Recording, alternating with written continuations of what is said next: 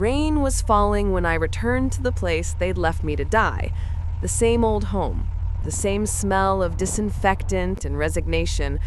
Only this time, I didn't come back to visit anyone. I came back to watch them.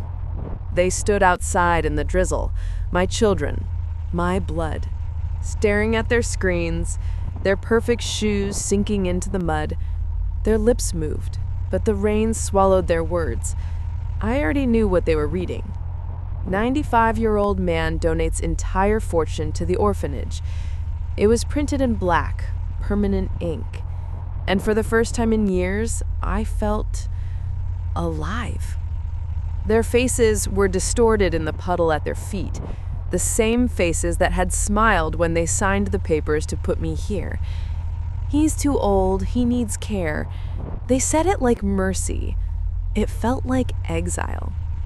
I remember the day I realized I was nothing more than a number in their inheritance math, the way they talked when they thought I couldn't hear. Sell the house after he's gone. He won't last long. Don't tell him about the account. We'll need that later. Every word etched itself into my bones. Now, I watched their reflections blur beneath the rain, and I understood the kind of peace that only the betrayed ever earn, the peace that comes after vengeance quietly unfolds. It began with silence. They stopped visiting first. Then the calls ended. When I sent letters, they sent bills. The caretaker, a thin man with watery eyes, told me not to take it personally. He said, families drift apart. No, families choose apart. It was one evening, while watching a storm outside this same window, that I overheard them for the last time. My daughter's voice, soft, practiced, floated through the hallway. "He's not going to make it through winter," she whispered. "Good," her brother replied. "The sooner, the better. I need that land."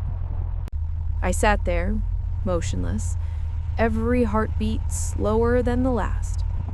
They thought I was asleep. I wasn't. The betrayal wasn't sudden. It was built brick by brick, in neglect, in greed, in the soft cruelty of convenience. They didn't just abandon me, they calculated me. And in that moment, something inside me stopped dying. It started thinking. Over the next few weeks, I became quiet, polite, almost pleasant. It was easy.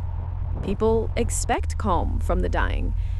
They never saw the lawyer visit, never noticed the old envelope I kept beneath my blanket, or the quiet meetings with the orphanage director next door.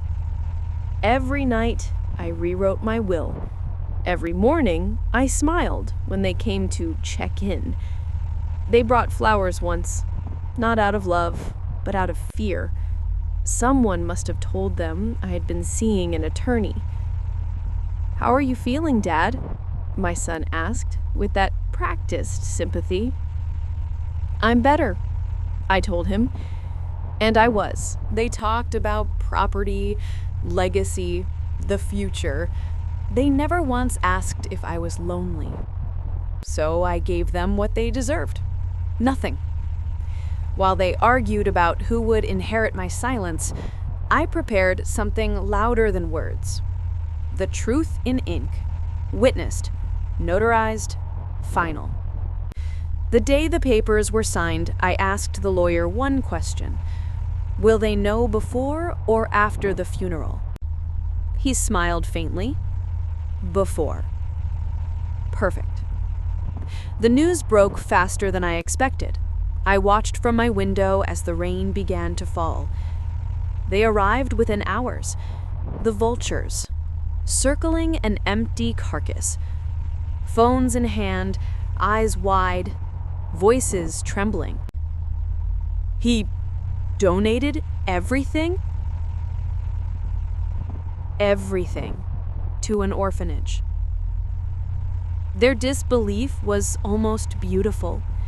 I watched them through the glass, my daughter's tears smearing her makeup, my son's jaw tightening like a man who'd lost a war he thought was his birthright. Inside, my room was quiet. Only my folded glasses remained by the window. I could see the reflections bending in the rain, guilt made liquid. I had written them one final letter. No goodbye, no apology. Just a single page. You called me a fool for wasting my money. But the truth is, I simply refused to spend it on people who forgot how to love. No signature, just my name printed cleanly, the way one marks a gravestone.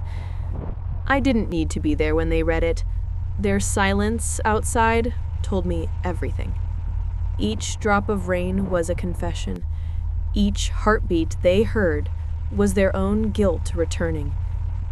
That's the beauty of quiet revenge. It doesn't scream. It waits. And then it outlives them. Now I sit here, not in the old home, not anywhere they could find me. The world thinks I'm gone. Perhaps I am. But somewhere, children eat because I gave. Somewhere, laughter fills rooms that used to echo with my loneliness. And outside, my family stands beneath the rain, drowning in the only inheritance I left them. The truth. I don't hate them. I don't forgive them either. They wanted my death to mean profit. Instead, it became proof that love, once betrayed, can turn sharper than any blade. And sometimes, silence is the loudest revenge of all.